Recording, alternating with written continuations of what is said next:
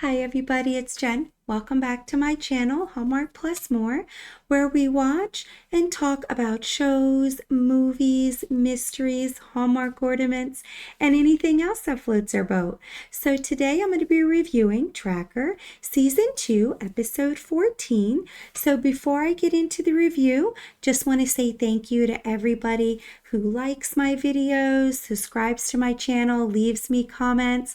I appreciate it so much, and I read all my comments. So if you have any comments or questions about the episode, just leave them below because I definitely enjoy hearing from everybody. So getting into this episode, it's about a missing teenage boy. The reward is $10,000. His dad is the one who puts up the reward, and he's dating a female detective, and she's the one who suggested Coulter. She's never met him, but she's heard of him, that he does a good job of finding people.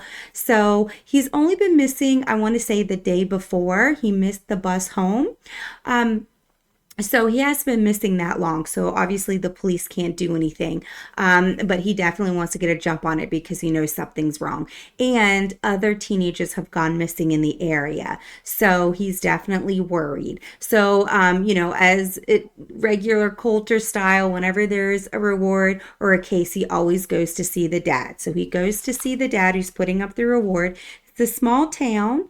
The other kid that went missing, his name is Kevin. We find out he was found a week later. His dead body was found a week later. So that's another reason why his dad is worried. Not that there's necessarily other teenage boys missing, but that they're winding up dead. So he's definitely wanting to get a jump start on it. He's a good kid. It's a small town. He says there's some kind of vibe about it, which we kind of find out later, like voodoo or some kind of devilish feel, I guess he's trying to say, in the town. Even when you meet the woman detective, she kind of says that too. Like there's some kind of dark side that you can't really see on the surface. But the more you stay there and the more you stay in the town, you kind of get this dark vibe or darkness. So definitely, a weird vibe when people tell you that, right? Because Coulter just got to the town. He doesn't really feel it.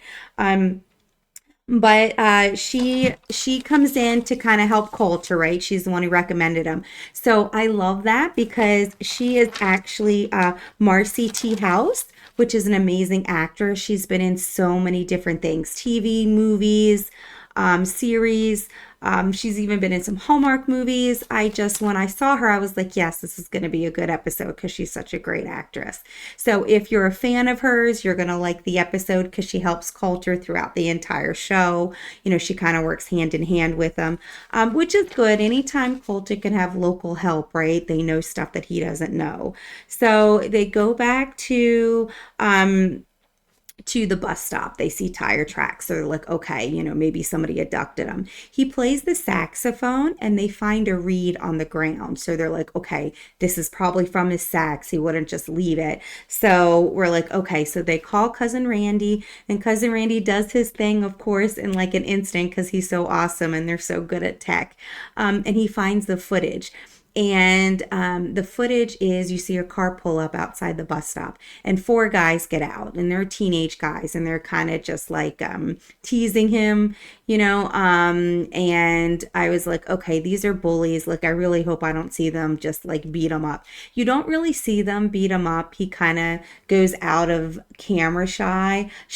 But obviously they must take a saxophone too because you see his reed there. So the detective recognizes one of the kids and says, oh, that's Cal. Let's go talk to him. So, it's definitely a good lead. They get the footage. They know these boys were harassing him, whether they abducted him or whatever. It's a good place to start. So they go to see this guy, Cal, and he actually says that he's friends with them. We find that the saxophone case is at his house. So they're like, okay, where is he? Because obviously you took his case. And he basically tells them, the detective's name is Jeannie. I'm sorry, might not mention that. So you got Coulter and Jeannie, the woman detective. And he's basically saying, no, I'm friends with them. I didn't really, I didn't beat him up. I didn't hurt him. They just like to mess with him. I'm friends with him. He wasn't harmed. He left. And they're like, well, where did he go? he's like, well, I helped him. He came into my house and then he said there was somewhere he had to be. He was kind of in a rush and he got a note from Sherry. So now they're like, who's Sherry? And Sherry is this older woman, but she likes music. So she's a musician. So they're like, well, they have that in common, right? Small town, kind of like, kind of a shady neighborhood with this darkness they're talking about. So he's able to connect to Sherry because she's a musician, even though she's an older woman. So they kind of put that in play like, hey, is there something inappropriate going on? Um, I kind of didn't think so when I was watching because they were implying it. I was like, okay, you're implying that Sherry is doing something bad, with this underage child, teenager. And I'm like, I don't see it only because you're hinting at it, right? Because there's always going to be red herrings, they're always going to push you towards something. So I was hoping once they talked about how, he's a musician, he likes to play the saxophone, he's kind of misunderstood teenager, he's a good kid, he would never get into trouble. So I'm hoping that the Sherry person is just, somebody who shares the same interest. And they go to Sherry's house. They see that he was there because they see the clothes that he was in, in the video, the footage. And so they're like, okay, well, they must have changed and they must have left together. So he made the choice to leave with her, or was she forcing him to leave, right?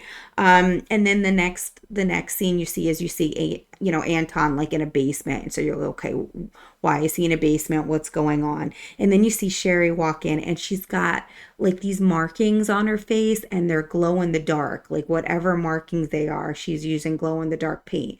So I'm like, okay, now I'm a little nervous because, when you see Anton locked in the basement, you're like, okay, maybe he's safe for a little bit. Maybe the person who kidnapped him or took him went somewhere. And then you see Sherry walk in with all this weird paint on her face.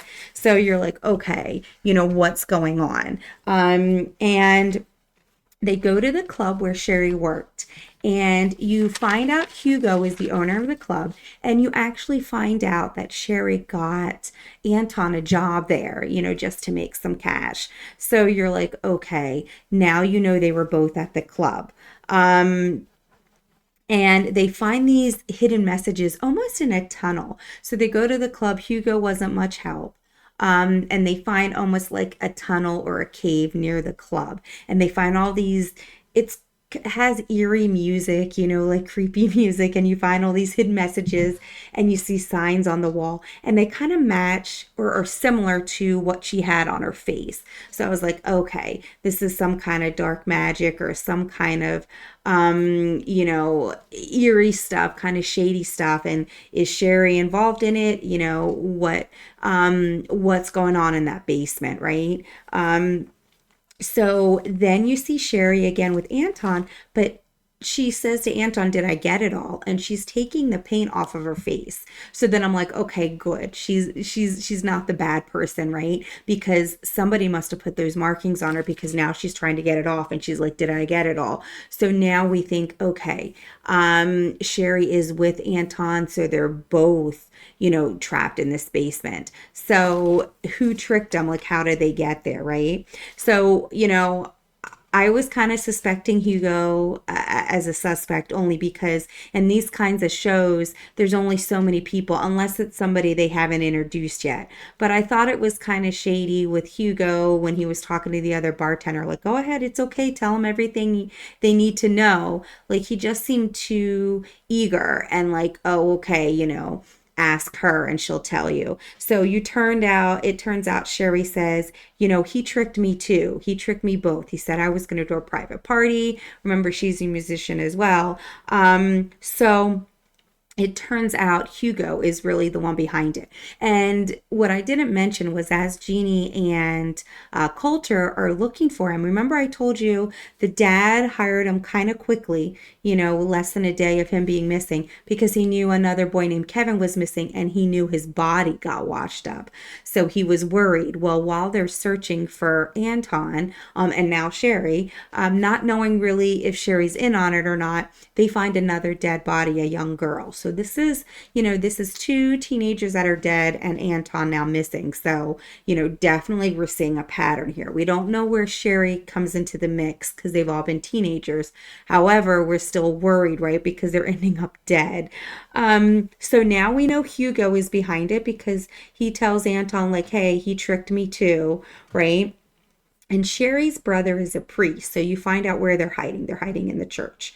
And apparently, Sherry's brother has helped other people, abused people, try to find shelter, or people in bad situations. So, her brother, being a priest, I mean, most, you would think a man of the cloth is good. I don't want to say that because I know there are, you know what I mean, dirty and bad people in every profession. But in this particular instance, they're showing this priest as a really good person. And by nature, they should be, right? They're men of God.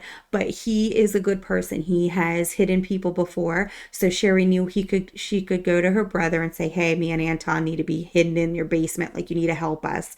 And of course he does it. So we find out where they are. So they're kind of safe, at least for the moment. They must have ran away from Hugo because Sherry's brother has hidden him in the church. So they're looking for him, and Hugo is looking for him too, right? Because now we find out Hugo's the one behind it. And Anton actually says, Hugo killed that girl. I saw Hugo give her the pills and kill her. So Anton's like, well, he must want me dead because he knows I saw what he did. But we kind of saw from the previews, he's into this, dark magic where you kind of, give human sacrifices for, to live forever, for eternity. Because Colton and Jeannie actually found kind of like an instructions manual or some kind of information regarding, the ritual that he's wanting to put out. And we know he's killed 2 people already. So I'm like, okay, you better hurry up and get to him. But once I find out they're safe in the church, I'm like, okay, that's good. Now remember, Coulter and Jeannie, they don't know that Hugo's behind it. So once they find out that Sherry's brother has a church, they ask Hugo, and Hugo's like, yeah, I know that church is blah, blah, blah, blah. So Sherry being an awesome, or I'm sorry, Jeannie, being an awesome detective as she is, she double checks it and finds that it's a completely different church in the opposite direction. So that's kind of when Shaw and Jeannie realize it's Hugo. Like, why did Hugo give us wrong information? And not just wrong information, but opposite direction information. So they make a Yui, and Shaw's going heavy, and him and Jeannie are getting to the church. So Sherry leaves Anton in the basement to check on her brother because she's like, I'm worried about him. So she goes to the front of the church and sees him dead. So Hugo must have confronted the brother, and he was like, I don't know where they are. And Hugo just kills him, shot him right in the forehead, dead. And I'm just dumbfounded. I know there's people that kill other people, but you got to be another kind of person to kill a holy person in a church, or to kill anybody in a church. Like, that's just a whole nother level for me. To me, the church is sacred. So I'm like, wow, okay, you just killed a priest in a church and you didn't think twice about it. And now you're searching for Sharon and Anton because they're there, right? Because Shaw kind of tipped you off. So, Sherry obviously sees that Hugo's shooting at them. Coulter and Jeannie kind of have a shootout with Hugo, and Jeannie gets shot. So, Sherry's up there trying to hide from Hugo, and she's like trying to help Jeannie because Sherry's a really good person, but he's still there. So Hugo tries to find Anton. He comes back, tries to shoot Sherry, and Coulter kills him dead. So now they're trying to get Jeannie to the hospital because she's not breathing. So at the hospital, the dad sees Anton and gives him a hug, and they kind of embrace. You find out Jeannie is okay too. So they go to her hospital room, and she's, recovering from last minute surgery, to get her breathing and to get her in recovery. So I'm happy to see that. I mean, I can't believe he just killed a priest in cold blood in a church. So, I mean, you don't want anybody to die, but I wasn't too heartbroken to know he's killed 2 teenage kids, and he's going to kill Anton, and he killed a priest. And he was going to kill Sherry and everybody too. So, I mean, I want everybody to get justice. But if you have to kill somebody to protect yourself and others, you do what you have to do. You have to protect yourself. So, at least he's not hurting anybody else. And Coulter, tells the dad, "Hey, I'm gonna," he gives him the $10,000 rewards, and he actually says, I give you back the money. I want you to put it towards a program at the church because the father that was killed, Sherry's brother, does, work in the community to, like I say, help people who are in need, and in that neighborhood, it being a small town and having some bullies and some things like that. So that's Jeannie is going to do with Anton's dad. They're going to put that money towards a program in the church. The father gave his life to save Anton and Sherry. So they wanted to honor him by giving the money to a program, which I think is wonderful. I mean, I love watching this show because I love the dynamic of the show. I love the concept. But I can see Coulter doing that in every episode. Like, I mean, he has to make a living. His job is to, as a rewardist, he finds missing people. But I think this is one of the few shows that, he actually gives the money back. But honestly, the people he helps, I feel like that's got to be hard for him every time he finishes a job to not go, I don't want to take your money, but he has to. I mean, that's his job. He needs to make a living, even though he, lives in his RV, but still. I loved that he did that because, he wants to honor, the priest who was just doing his faithful service of trying to help people. And, he got killed for it. So I actually like that. That was a sweet gesture. It just pains me to see innocent people die for doing the right thing. So, I'm glad Hugo got his justice, even if that was with his death, so he doesn't hurt any more people. But, I'm looking forward to the next episode. The other thing in this episode that I didn't mention, alongside the case, you see Rennie. I love Rennie. She's one of my favorite characters. She has this shady client. You've kind of heard her talk about it in past episodes where you actually get to see the shady client. And the conversation he has with Rennie, I was like, okay, there's a fine line there with being an attorney and having a retainer and knowing what kind of business your client does. So I like to see kind of Rennie in that role because she is not a woman you want to mess with. Same thing with Coulter, you don't want to mess with him. But Rennie can hold her own. I love her wit. I love, how she comes back so quickly when people, get smart with her. She gets smart right back. So you do see that as well, side by side with the episode. So I kind of liked that, even though he was a shady client, just a lighter take on this episode with all that dark magic and darkness over the town. It was kind of nice to also see Rennie. And you saw Cousin Randy for a little bit. I guess Bobby's not going to be back this season. I hope he comes back next season. I love his character. He's such a great actor. But I like Cousin Randy too. He's funny. And he really cares for Coulter, which is all you can really say in a cast.